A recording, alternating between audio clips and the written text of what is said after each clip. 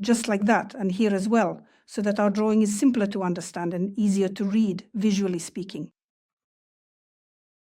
The walls that you have drawn correctly should be outlined in a more pronounced and bold manner, so your drawing is easy to read and clearly understood.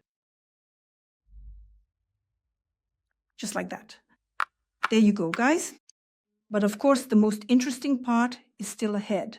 Since we're working on the interior, the most exciting thing is filling in this space later. But first we have to draw it. There's no way around that. So let's keep going. Look, we're moving down from this corner and we're checking our measurements. I see that this measurement is 3 meters. So 3 meters, it's very simple, just 3 meters. That means since 1 meter equals 2 centimeters on my scale, for 3 meters, we multiply 2 by 3, which gives us 6. So now I mark off 6 centimeters. See, here I have 6 centimeters, and that gives me a point, this point right here. This will be this corner, and now from this point I can draw a line like this. This will be this wall, and again, let's look. We've already measured from this point. You see, it's like we're working with coordinates, a real quest. We got this point, here it is. This wall is 4 meters, 72 centimeters, but we can ignore a couple of centimeters. We don't need that level of precision. We can round it. So what do? 4 meters is 4 squares. Or, if your squares have already shifted here, then in 1 meter there are 2 centimeters. 4 times 2 is 8. So here we'll have 4 meters, but we also have 72 centimeters here. That's 72 centimeters, which is a little less than a meter. So we'll stop somewhere around here. Somewhere right here. We've got this corner now. And from it, we'll draw a line downwards. A line. Now, guys, of course, we also need to show the wall thickness. We'll make it even thinner, meaning the wall will be slimmer, because these interior partitions can be quite thin. Let's just eyeball it and make it thinner, let's say 120 centimeters, as partitions are often that size. Let's make these partitions nice and narrow like that. And here, everyone will approach it in their own way. For example, if I have this corner right here, here it is. And I need to show this little wall 50 centimeters. Of course, I'll use a ruler to measure very carefully. In my case, and in our case, if 1 meter equals 2 centimeters according to the scale, then half a meter will be 1 centimeter. So I take the ruler and carefully mark off exactly 1 centimeter. This way, I make sure the measurement is both accurate and precise. And I get the start of this doorway right here. Next, we see that this doorway is 1 meter 70 centimeters in height, so we carefully mark that measurement off. 1 meter for us is equivalent to 2 centimeters on our scale, and here we have an additional 75 centimeters more to add. That's almost a full meter, just a little bit less than a complete meter. So we mark off a little less than a meter, right here, and we get the other part of our doorway. And accordingly, I erase this line. My friends, I completely understand that you have a different plan, different dimensions, a different outline. That is the silhouette of your plan. How can I proceed now? Here is my future bathroom, and I see that from wall to wall, it's 1 meter 73. So if I have a meter, I immediately mark off 2 centimeters, and 73 is either a little less than a meter or a little more than half a meter. So I'll mark it off like this. Here, it's just by eye, my friends.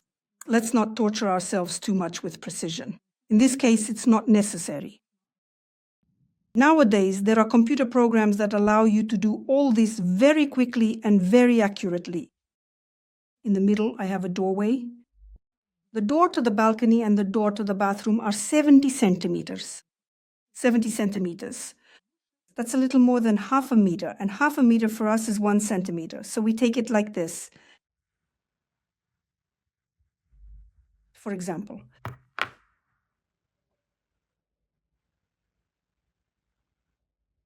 We're just using the grid and ruler to help us think a bit. You can even draw the door right away. Here I will also have the entrance door somewhere. You can actually do some of this by eye. So if my door is 1 meter wide, I take 1 square or measure out 2 centimeters. 2 centimeters is my entrance door. The entrance door to the hallway. For now, it's schematic. And I will now demonstrate and show this little partition wall.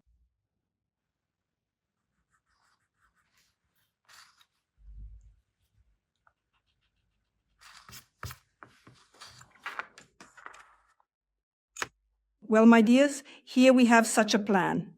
To make it easier for you to perceive, I suggest outlining it. For this, I'll take a marker. I can take a thicker one, not the thickest, but not the thinnest either. You can outline it by hand. You can use a ruler. Since we're already using a ruler for this work, why not use it and make things easier for ourselves? Make the work easier.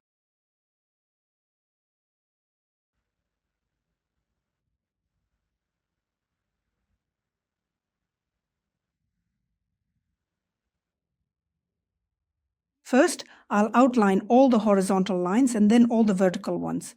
That will be easier. Don't forget, where we have doorways, we don't outline the wall.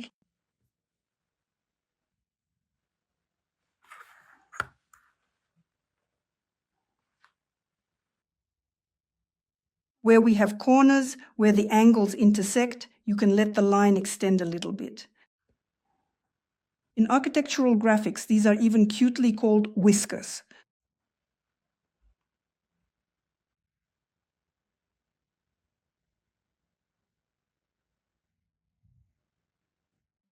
I've drawn all the horizontal lines. Now I'll do all the vertical ones. It's easier than constantly turning the ruler back and forth.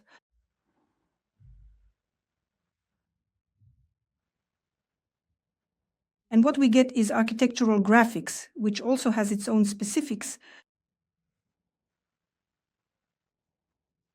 its own character, and doesn't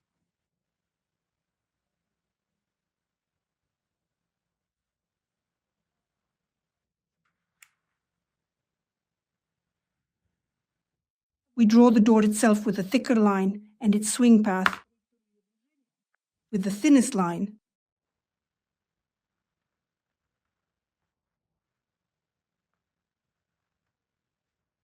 We also carefully draw the window frames, so more precisely the glazing units on the windows.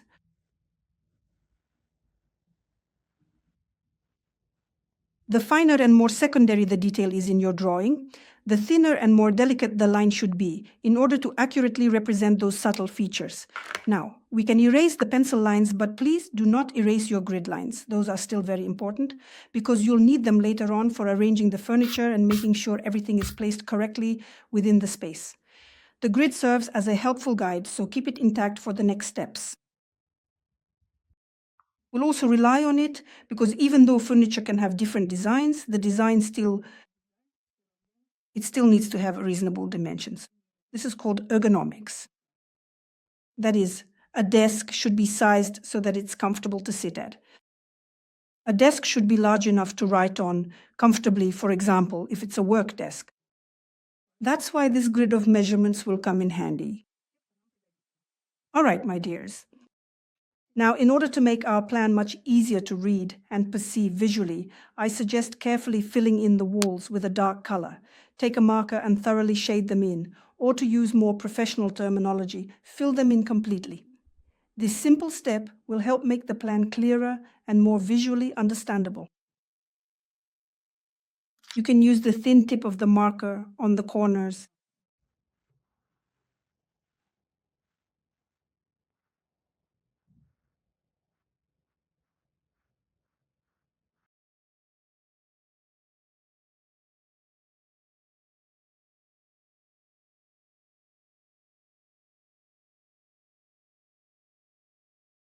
My dears, so now we have a detailed plan that has been carefully drawn to scale, and you can now compare what you did by eye to what you actually get when you use the precise measurements that you have set. In the next lesson, we'll be arranging the furniture, but this time in a completely new and different way, just as you would personally like it to be. We'll work together to create the kind of interior you would want to design if you were an interior designer yourself. It's going to be a very interesting and exciting process.